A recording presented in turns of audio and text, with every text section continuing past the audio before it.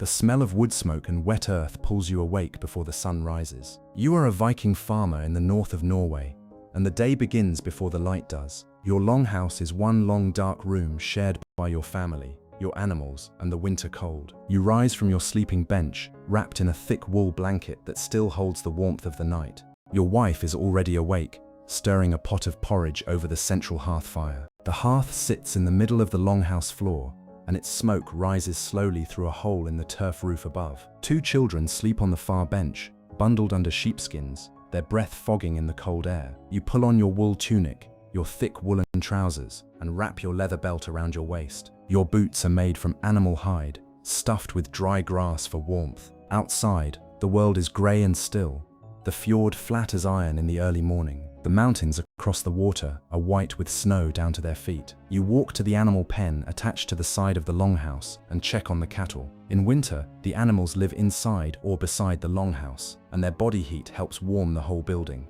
You give them fresh hay from the stack you spent all autumn collecting. Keeping the animals alive through the winter is as important as keeping yourself alive. Back inside, you eat your morning porridge with a wooden spoon, standing near the fire for warmth. It is made from barley, thick and plain, with a small piece of dried fish on the side. This is breakfast every morning, without variation, and you are grateful for it. Today is a working day, which means nearly every day from spring to autumn. In summer, the days stretch impossibly long this far north, and you work every hour of light. In winter, the darkness presses down and the work turns inward, to crafts and repairs and survival. But today is late autumn, and there is still much left to do before the snow locks everything in. You take your iron-bladed axe from its hook near the door and head toward the forest line. Firewood must be cut and stacked before the hard frost arrives. The axe is one of your most prized possessions, as iron is expensive and not every family owns good tools. You work steadily through the morning,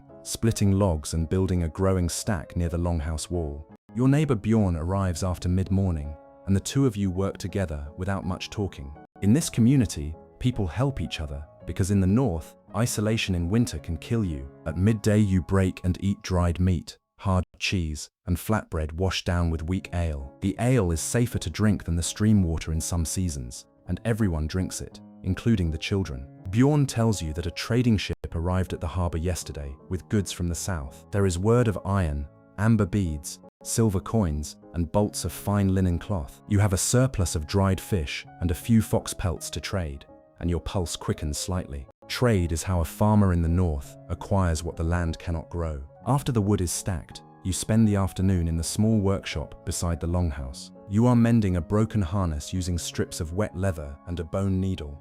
Viking farmers do not buy what they can make, and they waste nothing that can be repaired. Your wife joins you and works beside you, spinning wool on a small wooden drop spindle. She is making yarn for the winter weaving, because cloth is life in the cold north. A good Viking housewife manages the stores, the cloth, the animals, and the household with complete authority. As the light fades in the afternoon, you hear your children calling from outside. They have found something in the mud near the stream, a piece of carved bone, old and darkened. You turn it over in your hands and wonder if it is older than your grandfather's grandfather. The old things are everywhere here, buried under the farms and the fields. Your people have been in this valley for many generations, and the land holds memory. As evening comes, the whole family gathers around the central hearth fire. Your wife ladles out a thick stew of root vegetables, dried pork, and barley into wooden bowls. The children eat quickly and argue over the last piece of flatbread in the way that children always have. You eat slowly, feeling the warmth of the fire on your face after a long cold day of work. After the meal, your oldest child asks you to tell a story. You tell the story of Odin, who gave his eye to drink from the well of wisdom. You tell it the same way your father told it to you, word for word, nothing added and nothing removed. The old stories are not entertainment here, they are instruction, identity, and memory. The fire burns lower and the children fall asleep where they sit. You carry them to their sleeping bench and tuck the sheepskins around them. Outside, the wind picks up and you can hear it moving through the birch trees above the longhouse. You check the door latch, make sure the fire will hold through the night, and settle onto your bench. Tomorrow the trading ship will still be at the harbor and you will wake early to go. But tonight the longhouse is warm, the family is fed, and the fire is strong. And in the north, that is what a good day looks like.